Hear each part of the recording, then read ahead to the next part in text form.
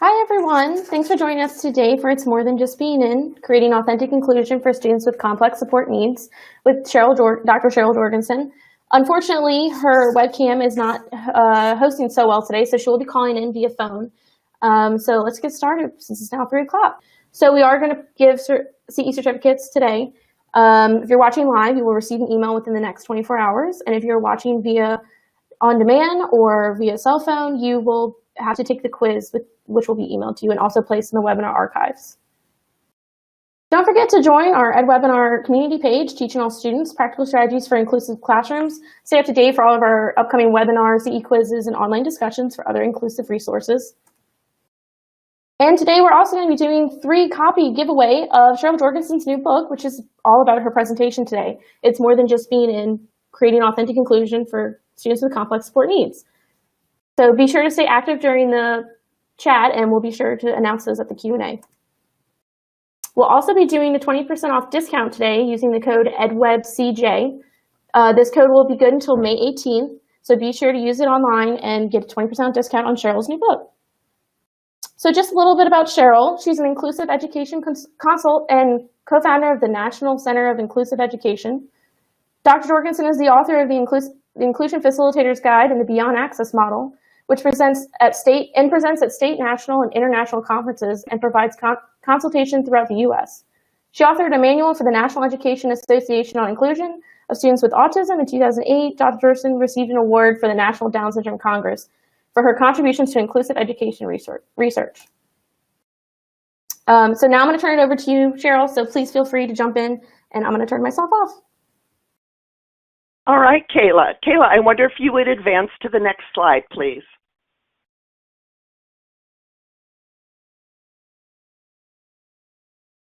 Thank you so much for the kind introduction, Kayla. I am more than excited to be previewing this book that's being published by Brooks Publishing. It really represents, 33 years of lessons that I've learned, and I'm still learning, from students, their parents, caregivers, and educators about how to create authentic inclusion. Just a warning, I'm going to be going pretty fast today and really just touch on the core content of each chapter. Next slide, please. So throughout all the chapters of the book, there will be numerous examples, of the various strategies that each chapter features. But I'm really going to focus on providing you with lots of examples about 3 different students who I think their strengths, their learning styles, and their needs are representative of many students who have complex support needs. So let me tell you a little bit about them. Next slide, please. So James is a 2nd grader, and when I first met him, it was really clear that he just loved anything mechanical that flew. He loves airplanes. He actually lived near an airport and would ask to go over to the window every time he knew an airplane was taking off or landing. James has multiple physical and sensory disabilities, including a vision disorder called cortical visual impairment. And James participates in his state's alternate assessment. Next slide, please. The second student who I'll be profiling is Anna. Anna is one of those kids who's a whiz with technology. First time she picked up a smartphone, she could navigate to her favorite YouTube video. Anna has autism, and when she's not well supported, she has some pretty significant behavioral challenges. Anna participates in her state's general assessment with accommodations. Next slide. Selena is a 10th grader. She's a dual language learner. She grew up with her first language as Spanish. She's now learning English, and she has Down syndrome.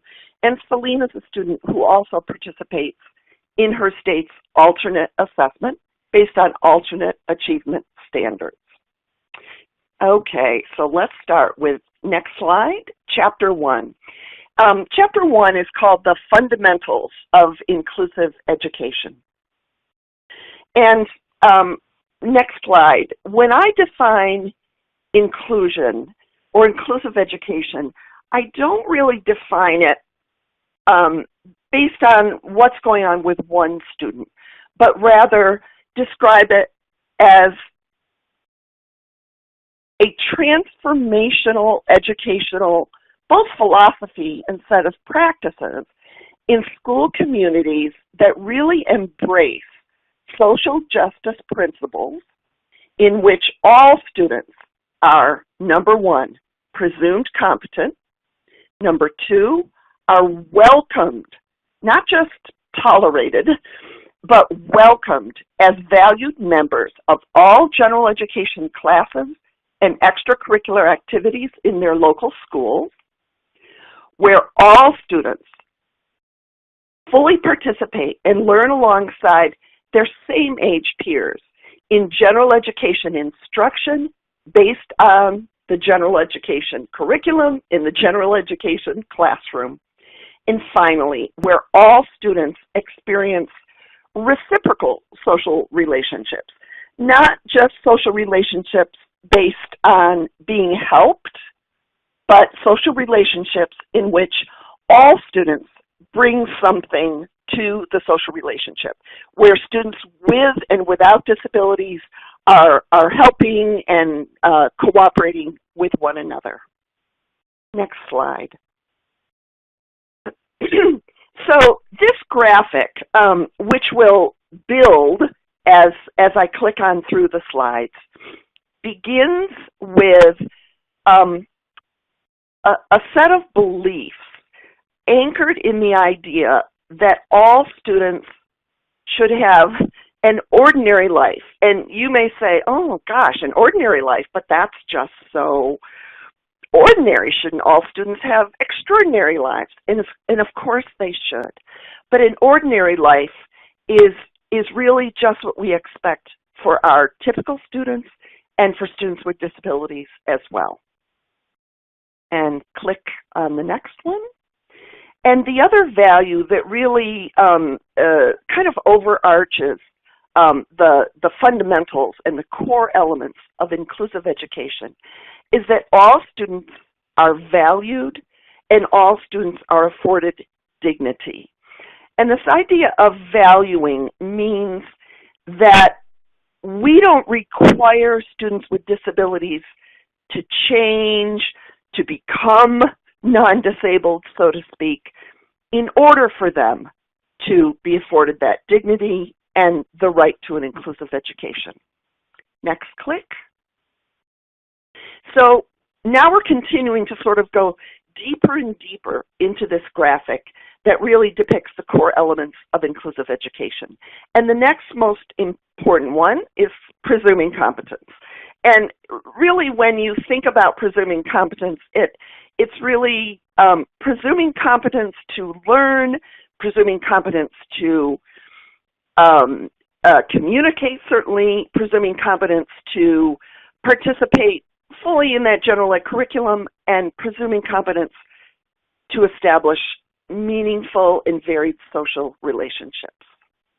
Next click. So in the orange square, you'll see another set of elements of inclusive education. And those are membership in the general education class and, again, reciprocal social relationships.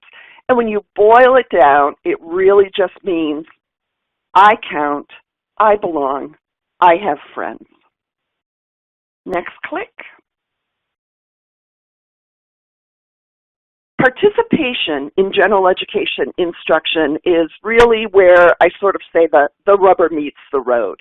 And this idea of full participation, authentic participation in the academic and the social life of the classroom and the school harkens back to the title of the book. And that is, it's really more than just physical presence. It's more than just being in the classroom. It's all about participation and having a valued contribution to make.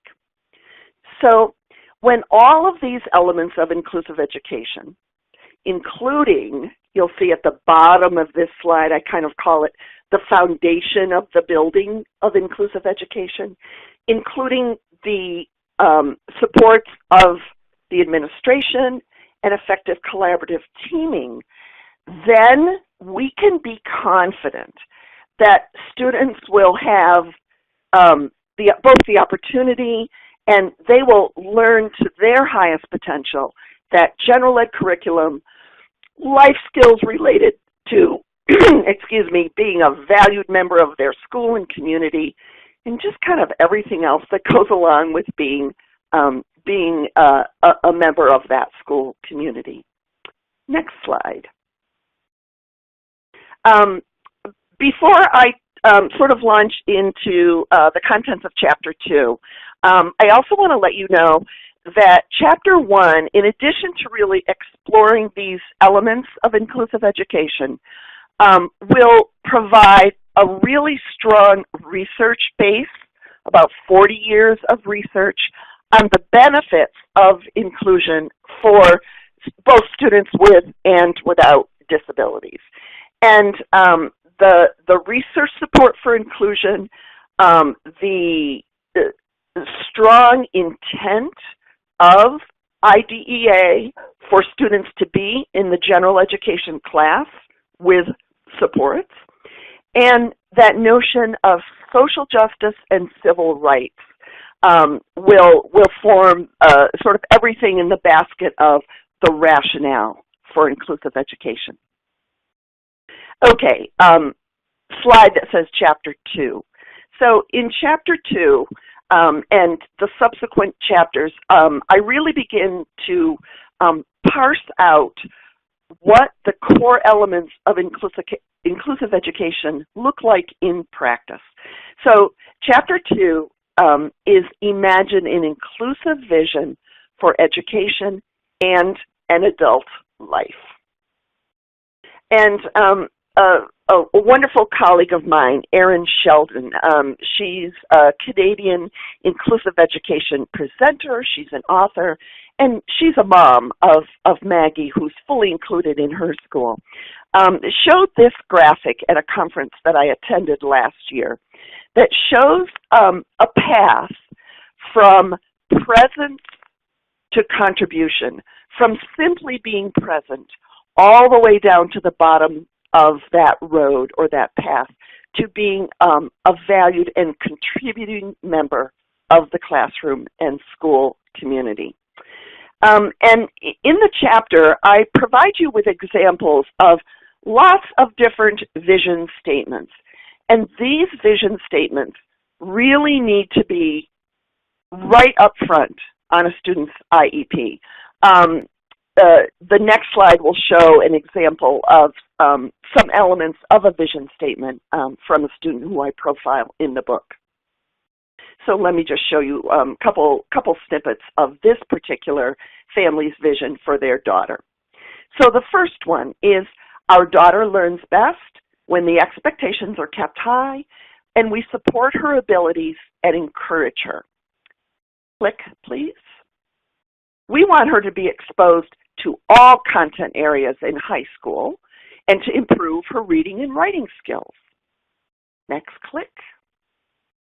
We envision her living as independently as possible with supports and assistance. Next click. She also wants to work with animals, be employed in a dental office, or work at the library.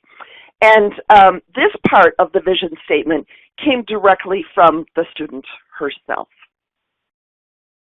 And the last part of the vision statement really expresses the family's hope that they and the members of the school team will kind of all row the boat together. We hope you will join us in supporting our daughter's hopes and dreams to help her achieve them. Next slide. Okay, Chapter 3, Construct Learning and Communicative Competence. So in the graphic that depicted the core elements of inclusive education, you saw the important role that presuming competence plays in authentic, inclusive education. Presuming competence is a belief, but that belief needs to be translated into observable actions that we take on behalf of and with the student. Next slide. And these ideas of presuming and constructing competence are really undergirded by a larger principle. And that principle is called the least dangerous assumption. So many years ago, back in 1984, my colleague Ann Donnellan proposed that this principle of least dangerous assumption should guide educational teams when they're making decisions about the student's educational program in the absence of conclusive data. And I would suggest that for many of the students that I know that you're concerned about, that you teach, that you parent, that there's often a lack of conclusive data. So the idea of the least dangerous assumption can really help us to adopt and feel confident about presuming the student's competence. So for me, it's the least dangerous assumption to presume that all students are competent to learn and communicate about age-appropriate general education curriculum in the general education classroom. Next slide. Now, as I travel around the country talking to different families, caregivers, and educators, I urge everyone that I speak with to really adopt their own sort of set of reasons that justify their ideas about student competence. And over the years, I've kind of solidified 7 different reasons why presuming competence is my least dangerous assumption. And the first one is, and this is kind of a duh, it's a highly technical term, that expectations really matter. An author, researcher named James Rem said that, simply put, when teachers expect students to do well and show intellectual growth, they do. And when teachers do not have such expectations, performance and growth are not so encouraged and may in fact be discouraged in a variety of ways. Next slide. Second reason why I think presuming competence makes sense is because I think that many of the assessments that we have come to use with students with complex support needs are flawed. That those that are purported to measure students' intelligence, whatever that is, and their adaptive behavior usually measure and tell us more about what students can't do rather than what they might be able to do with the right supports. Next slide.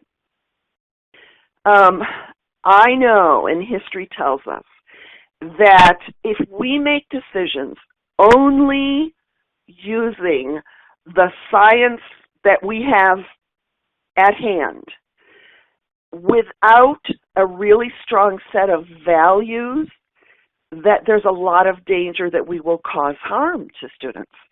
Back in 1910, the science of the day said that people with labels of intellectual and other developmental disabilities should be institutionalized. And you could read research papers that justify that action. And I think it's those lessons of history that tell me that we need to not only rely on our best science, but on our sort of highest values. Next slide. The fourth reason why I think presuming competence makes sense is what we know about student abilities or students' demonstrated abilities when they have a reliable means to communicate. I can't tell you how many students I've known over the years whose cumulative files tell me that their IQ is 70 or 55 or 22, or that they have a developmental age of 18 months. And when those students have a reliable means of communication, those assessments have been proved very wrong. Next slide. This is one of my favorite slides, which is a picture of a student's communication device. I mean, if this is what you had to communicate what you know, what you feel, what you believe, what you're thinking about, how competent would you appear? Yeah, you might say no, or I need a break, or help. Presuming and constructing competence by giving students a means of communication is one of those essential supports that I talk a lot about in further chapters of the book. Next slide. The fifth reason why I think presuming competence makes sense is that, whether rightly or wrongly, the more that people presume students' competence, the more options they are offered when they're in school and when they leave school. The sixth reason I presume competence is that I think presuming incompetence could really be harmful if we're wrong, or if I'm wrong about that presumption. And last, next slide, please. Because even if I'm wrong about students' capacities to learn the general education curriculum content, if I include those students fully in general education with appropriate supports, and if I'm wrong about that, and maybe they didn't learn how to convert grams to moles, or they didn't learn the motivation in, the second act of Romeo and Juliet, I think that the consequences to students of that incorrect presumption of competence is really not as dangerous as the alternative. Next slide. So, just to wrap up what this chapter is all about, we construct students' competence by providing them with a way to communicate all the time, every minute of the day, about the same things that their peers without disabilities are communicating about. So all students need a way to communicate about academics, about age-appropriate social things, and there are no prerequisites to communication. And within the field of speech-language pathology, there is a rule, and that rule is that if a student with a disability cannot communicate in ways that are commensurate with her classmates who do not have disabilities, then she really is a candidate for some kind of augmentative communication. Next slide. Another way that we construct students' competence, and we really demonstrate that we think you're smart, we know you can do this, is that we talk to students about age-appropriate topics. We don't use baby talk. If there's some important current event in the news, we talk to all students about that as a way of demonstrating to them that we think that they can understand us. Next slide, please. Chapter 4, Writing an Inclusive Standards-Based IEP. So let me just tell you that Chapter 4 is about all elements of writing an inclusive standards-based IEP, except the section on supplementary aids and services. And that's covered in Chapter 5 because there's so much to say about those supplementary aids and services that support students' not only achieving their IEP goals, but on being successfully included.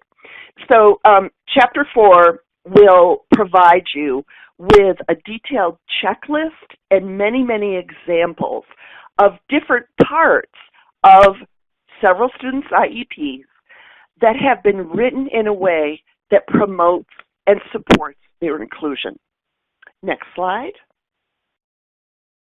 So again, to reiterate, one of the most important parts of the IEP, and it should be right up there in the first part of the document, is the student and parents' vision for an inclusive schooling experience during the current year, inclusive schooling experiences until the student graduates, and then an inclusive life in the community.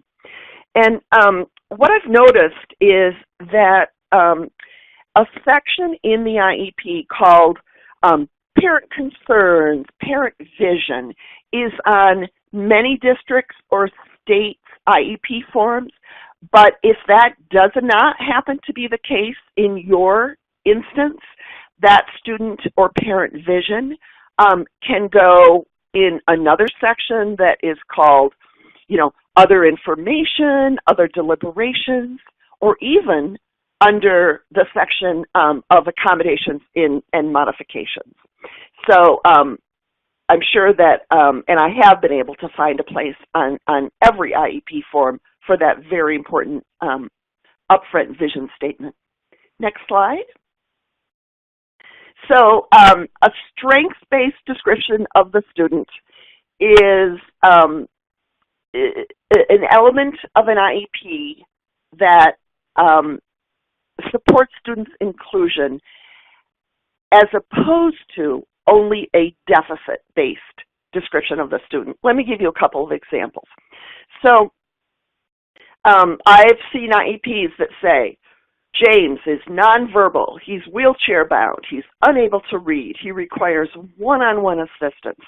And I always think to myself, what would a general education teacher think if that's one of the first things that she reads about this student who's going to be in her class next year? She wouldn't be a bad teacher if she were really worried. Well, gosh, if this is what I need to know about this student, if this is most important, I'm not sure I can meet that student's needs in my class. On the other hand, if she read something like this, James requires one-to-one assistance to support his participation in the classroom, to maintain his personal safety, and to meet his complex support needs. If I read that his primary means of communication is through an augmentative communication device, and if I read that his communication device is an essential support for him to be able to not only participate in lessons, but to show what he knows, then I think that general ed teacher has kind of something to hang on to. Okay, here's a picture of this student. I'm getting an idea of how he's going to participate. I understand he's going to need supports, but this looks more doable. Here's another example, and I've seen this on many students' IEPs. Selena functions within the mild to moderate range of intellectual disability. I would much rather see, and I have seen on students' IEPs, a more strengths-based statement like this. Selena's diagnosis of intellectual disability does not fully capture all of her strengths and abilities. Next slide. Obviously, any IEP needs to be based on goals and objectives that are SMART, and I'm sure many of you know what that acronym means. The goals and objectives are specific, they're measurable, they're attainable, they're relevant, and they're time-bound. And in this chapter, I will give you many examples of how to word IEP goals and objectives that are best carried out in a general education classroom. Next slide, please. So let me give you an example, and this is just one of the ones that you'll read in this chapter. So instead of having a goal like this, within one-on-one therapy with the speech-language pathologist, Selena will take 3 conversational turns in 4 out of 5 opportunities. An inclusive goal might say, during instructional activities and social situations in the natural environment of the general education classroom and other parts of the school, Selena will take 3 conversational turns with a classmate without disabilities. Let's go to the next slide, please. An inclusive standards-based IEP not only has inclusive standards-based goals and objectives, but also shifts the location of special education and related services supports from pull-out settings to integrated settings. And you'll see some examples in this chapter of what use the term service grid. So the chart in the IEP that shows what services are going to be provided by whom and where for how long. Lots of examples in the chapter of what that looks like when those services and supports are delivered within the context of general education instruction and other kinds of inclusive activities that also include students without disabilities. Next slide. Okay, Chapter 5, identify supplementary aids and services. So just for ho-hos, that's an upstate New York expression. I wanted to Google, I wanted to get the exact definition of supplementary aids and services. And so here's what it says in IDEA. Supplementary aids and services are based on peer-reviewed research to the extent practical to be provided to the student or on behalf of the student to enable that student to advance appropriately toward attaining annual goals, to be involved in and make progress in the general education curriculum, and to participate in extracurricular and other non-academic activities, and to be educated and participate with other children with disabilities and non-disabled children in the activities described above.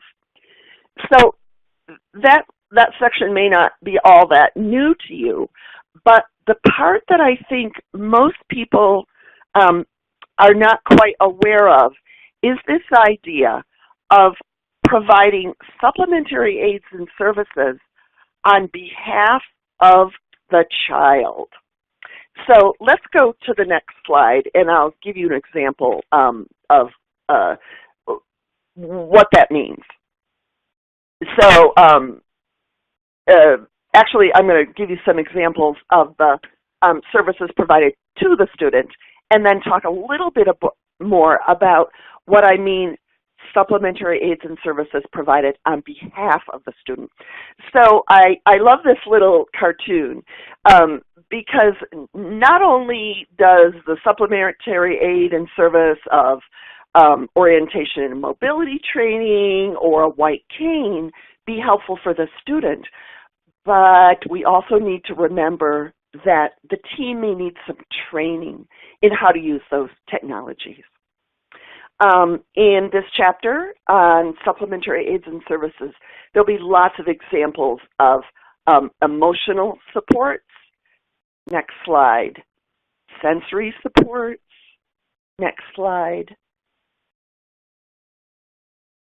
Accessible instructional materials. And I'm sure that all of you know that all students are deserving of accessible instructional materials provided to them to the maximum extent possible at the same time that students without disabilities are getting their materials. Next slide. Obviously, an important supplementary aid and service would be a student's augmentative communication device to be used in all academic, non-academic activities. Next slide.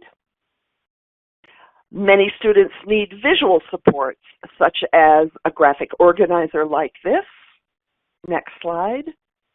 Or a visual support that is either called an aided language or a topic board. This is a support that I think could be beneficial for all students in the class, not only the student who might have some language problems. And this particular example is from a book called Sarah, Plain and Tall. And the idea here is to provide the student with disability, as well as his or her classmates, with a graphic or pictorial representation of the main characters in the book, the main settings in the book, and maybe some of the descriptors or adjectives that are used in the book. And with when a student with language retrieval or even expressive language challenges has a support like this in front of him or her, they're more likely to be able to participate in those rich classroom discussions. Next slide. Obviously, a very important support category is peer support. That can take the form of academic supports, pushing a classmate's wheelchair, supporting a student to use his or her communication device. Next slide. So here's that little phrase right out of IDEA that I think more people should be aware of. And that is this idea of supports on behalf of the student that are given to the team that will enable the team to successfully implement the student's educational program. And the next slide shows some examples. So the first one is planning time. And if any of you have ever heard me present, you know that I say that the IEP teams of students with complex support needs like James or Anna or Selena, that team needs at least 1 hour of common planning time every week in order to figure out and to plan for the supports that the student will need in the upcoming week's lessons and units. So planning time can go on the IEP. Next click, please.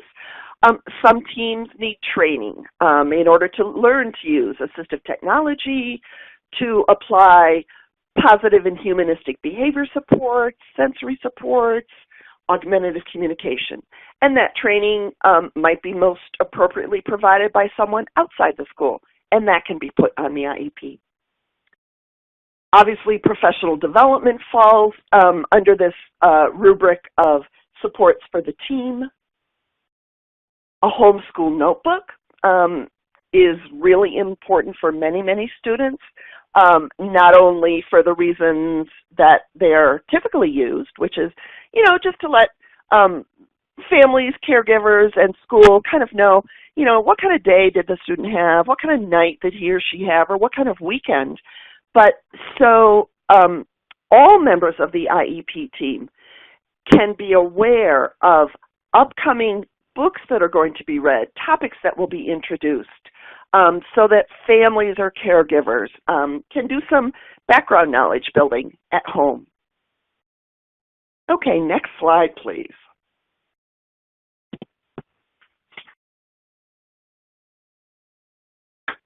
So chapters 1 through 5 in the book begin to show really how different an inclusive educational program is compared to one in which a student is educated primarily outside of a general education classroom. So it would be foolhardy to imagine that the roles of the IEP team members don't need to change, because in fact they really do. So in chapter 6, I really describe those changes or those shifts in team member roles and talk a lot about how the team can best work together to provide the high-quality instruction and supports that will benefit the student. So next slide, please. And I'm just going to really kind of skip through these pretty quickly. More details, obviously, to be provided in the book. So not only do special educators and related services folks need to kind of see their role differently, general education teachers need to see themselves as teachers of all students. You know, in an inclusive school, it's no longer my kids and your kids. It's all of our kids. Next slide. Reading specialists need to think of themselves as having something to offer for all students, including students with disabilities. Next slide. Title I tutors and teachers within the regulations governing Title I may be appropriately positioned to provide supplemental instruction to small groups of students that include students both with and without disabilities, students who are at risk, students who are on grade level, as well as students with disabilities. Next slide. Guidance counselors become guidance counselors for all students. Next slide. And the next slide. So the special education staff role changes are kind of characterized by changes not only in kind of what special educators do all day long, but also perhaps by their titles. So instead of a special educator being called, you know, I'm the LD teacher or I'm the EH teacher, the shift is that the special educator becomes a learning specialist for all students. They may have something to really offer for students who need additional challenges in order to feel accomplished and valued in the general ed class, as well as students who may be struggling in order to meet standards. Self-contained or life skills teachers need to shift their role to that of an inclusion facilitator. And in this chapter, I'll also provide you with a lot more information about kind of what the job description of an inclusion facilitator looks like, and how he or she spends her time when not teaching a self-contained class of students with disabilities. Next slide. Related services folks shift from only being one-on-one providers of supports and services to really facilitators of communication, literacy, and movement within general ed lessons and other inclusive activities. Next slide. Paraeducators, classroom assistants, can shift from only providing support to individual students to knowing when to kind of move in and out and not attach themselves at the hip, not hover, to be able to provide it sometimes whole class support. Next slide. And the next slide, please. So I was working with a school team one time in which I was coaching folks on what these role changes really mean to them, you know, down at the classroom level. And one elementary grade teacher said to me, I no longer have the students with the most significant needs missing the most instruction, wasting so much time in transition, missing valuable core curriculum. Now these services are brought into the classroom and everyone benefits. And she further said, let's not forget the social stigma associated with pull-out programs. These kids now finally belong somewhere all day long. Next slide. I've briefly mentioned to you the importance of common planning time. And the next slide, please. And the next slide. You'll see in this chapter an example of kind of what a common planning meeting agenda should look like. And I suggest that agenda, that weekly common planning, be solely devoted to instructional planning. Not talking about planning for the field trip, not talking about the upcoming state test. There may need to be more meetings for those topics, but that sacred, dedicated 1 hour is all about instructional planning. Next slide. Okay, Chapter 7. Establish valued membership in general education. Next slide, please. This chapter really focuses on how do you know, like when you walk into a classroom in which a student with a complex set of support needs is enrolled, how do you really know if that student is really a valued member of that class? What do you look for? So there's a checklist that helps you kind of evaluate that and figure out areas where you as a team might want to improve. So clicking through the next couple of bullet points on this slide, you'll see some of these membership indicators. Students attend the school they would attend if they did not have a disability. The second bullet point here is very important, that within a classroom there should be a natural proportion of students with and without disabilities. Not a 50-50 proportion, not a 2/3, 1/3, but somewhere around the same percentage of students with disabilities who are present in the whole school population should be in each classroom. And obviously the last bullet point on this slide is that membership, and this gets a little blurry with this idea of participation, membership is characterized by full participation. That student is called on the same amount of times as other students in the classroom. Next slide, please. And again, I'm going so fast here, so I hope you'll understand that today is just that little peek at what's in the chapters of this book. So Chapter 8 is about facilitating reciprocal social relationships. Next chapter, please.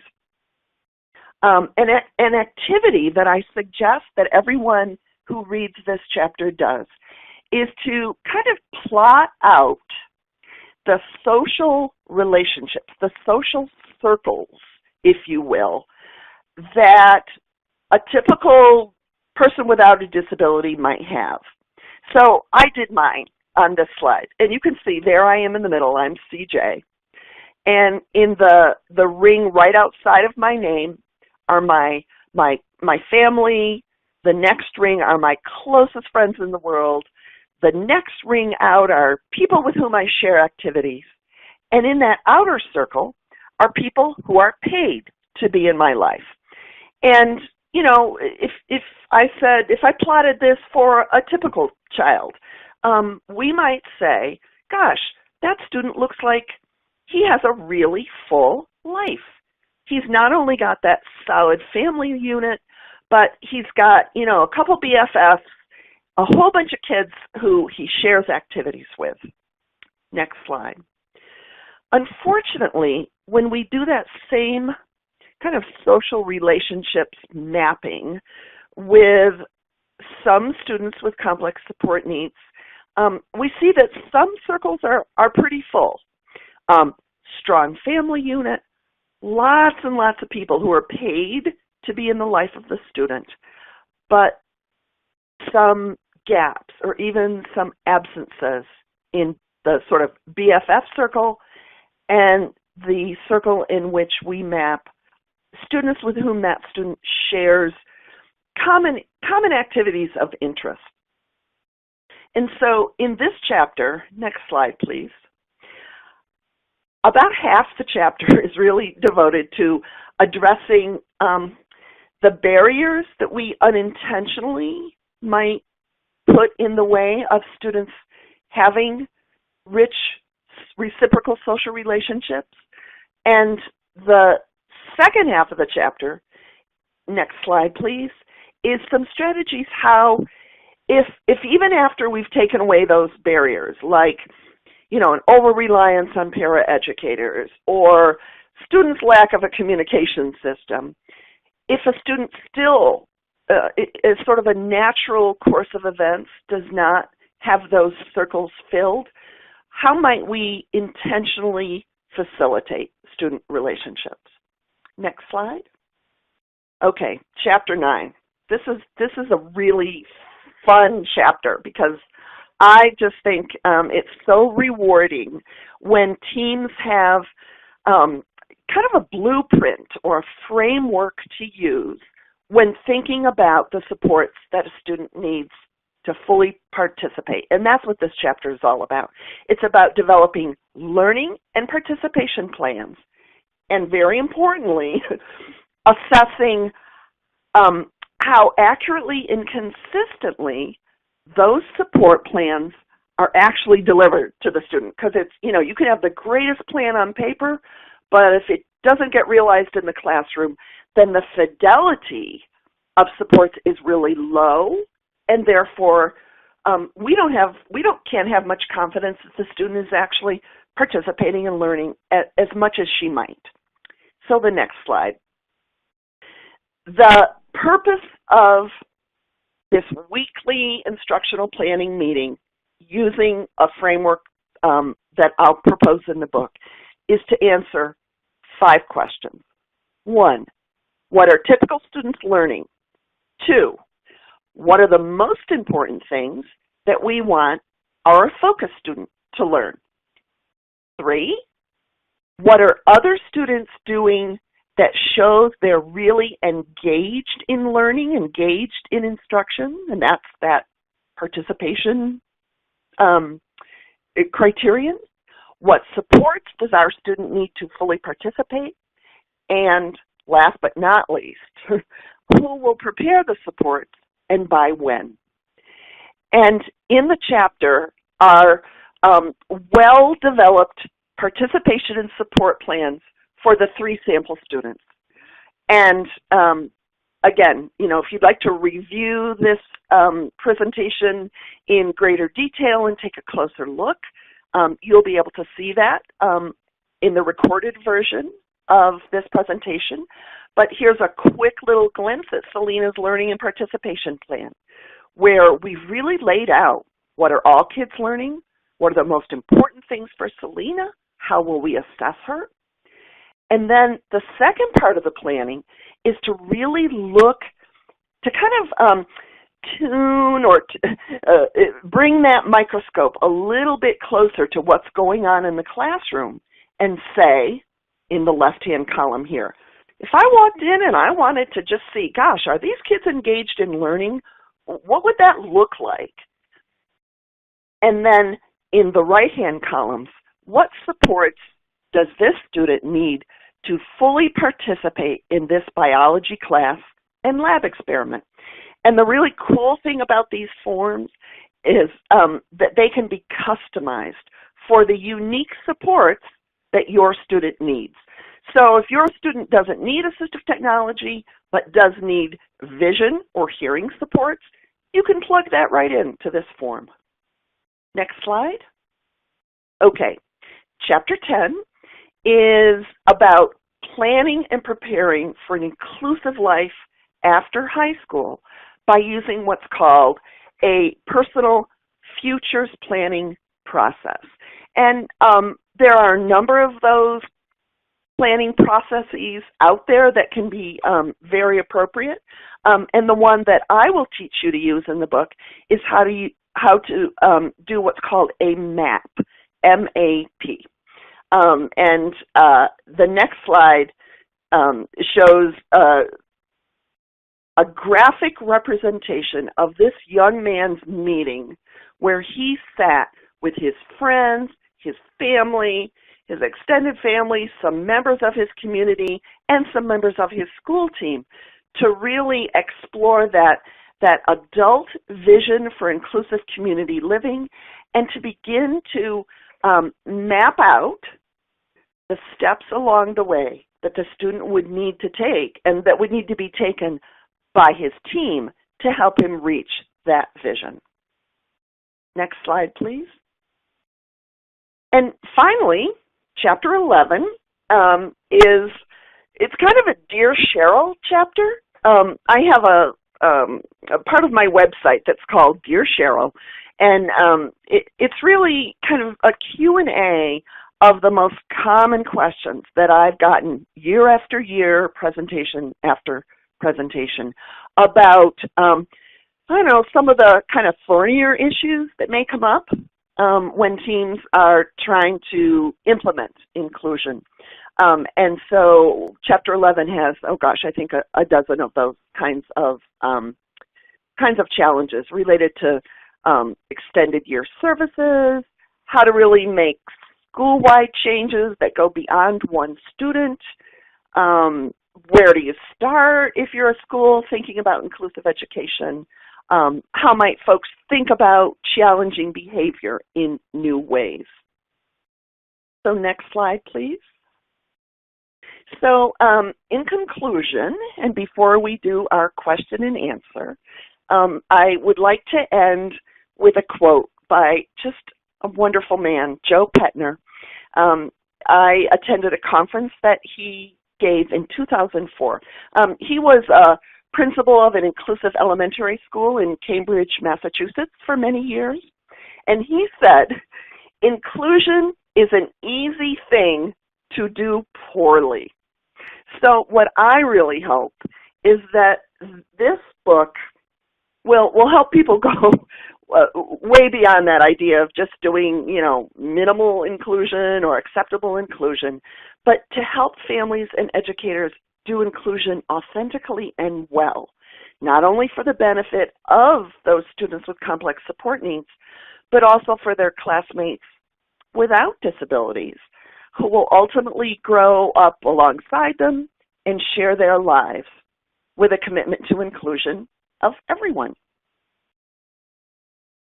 So I'm going to pause right here and welcome Kayla back into the conversation, who is going to share with me some of the questions that you have.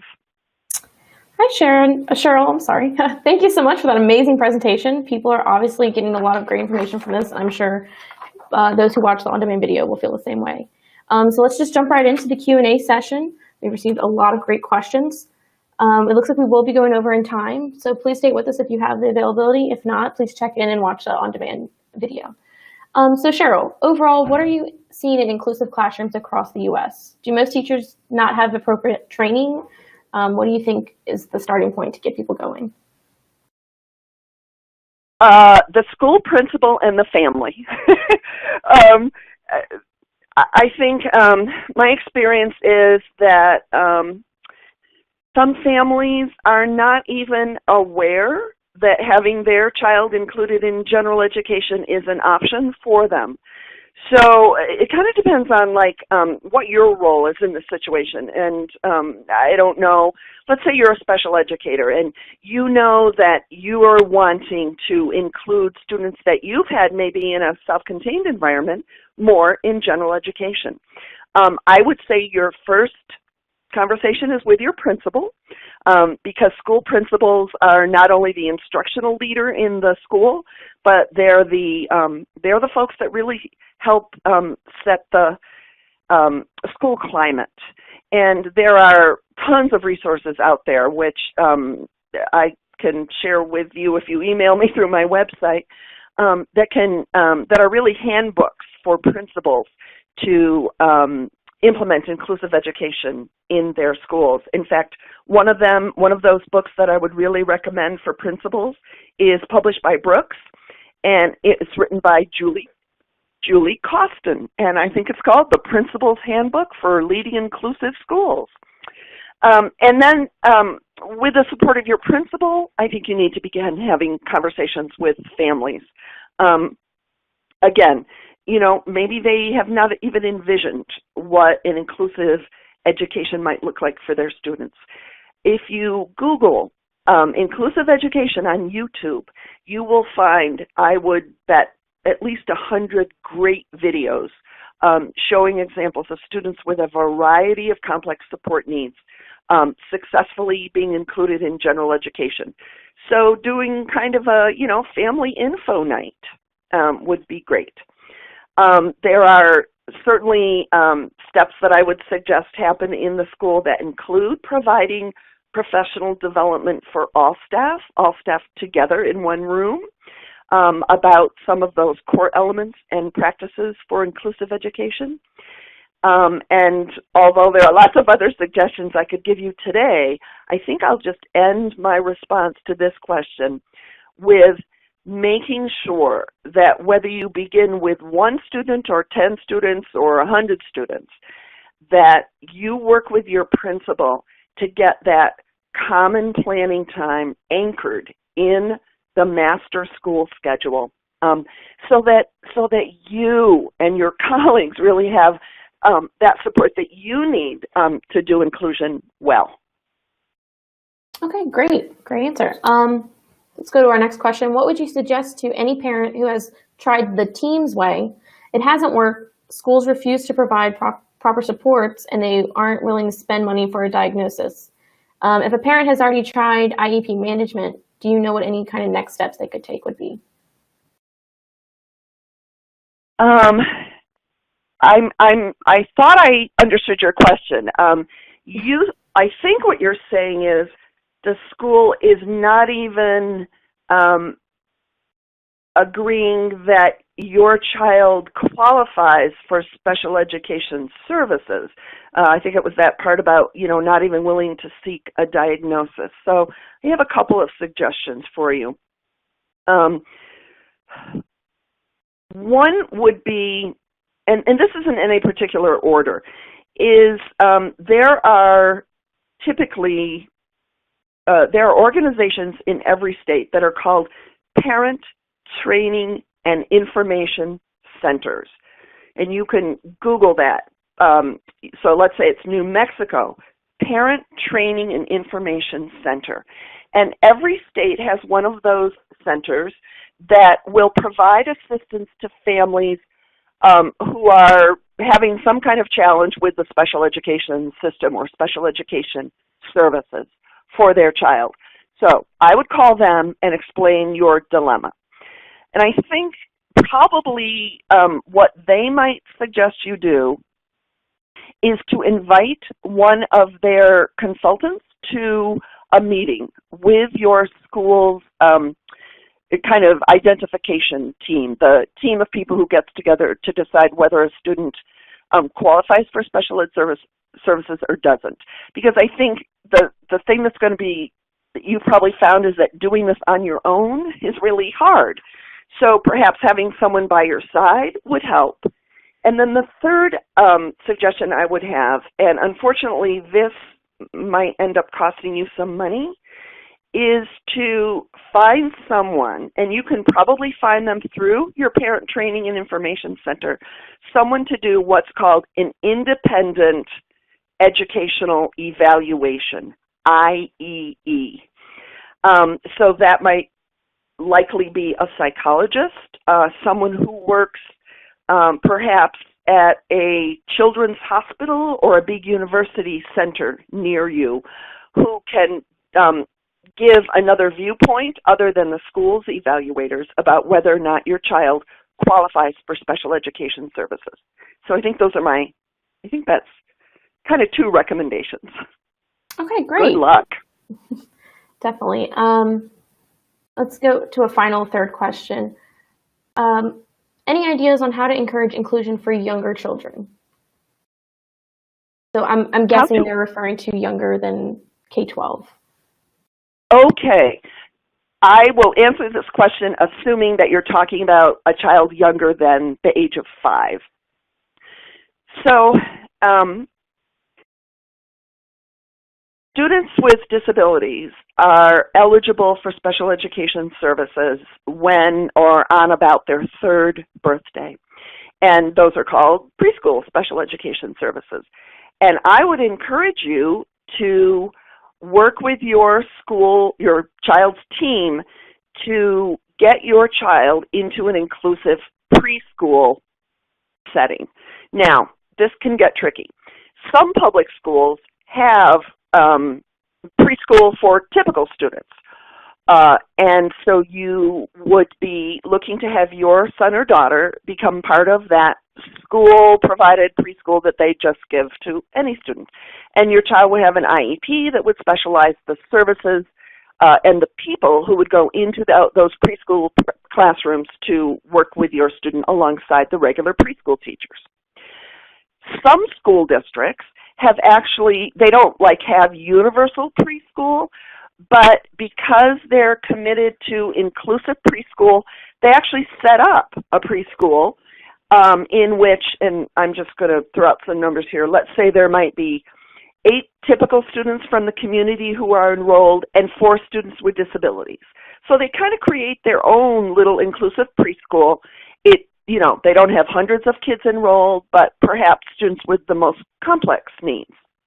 Now, the third option is for you to work with your school team to enroll your child in a community-based preschool that might be privately owned, or it might be a faith-based preschool, or it might be a Head Start program where some students with disabilities are enrolled.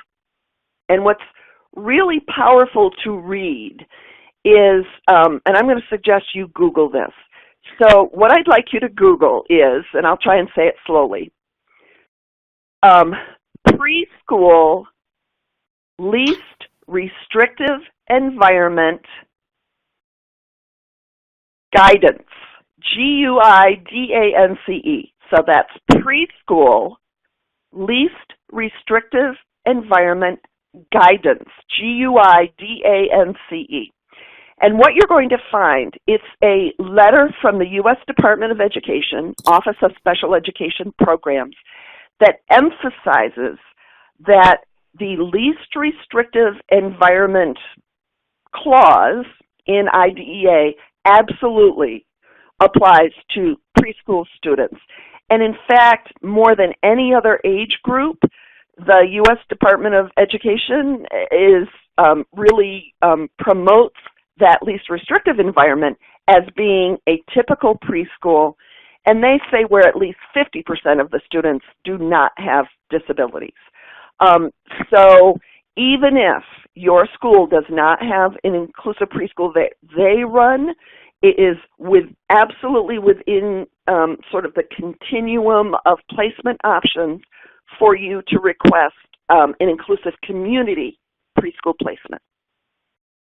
Okay, great. Definitely another resource for people to check out. Yep. That will conclude our Q&A session for now, unfortunately.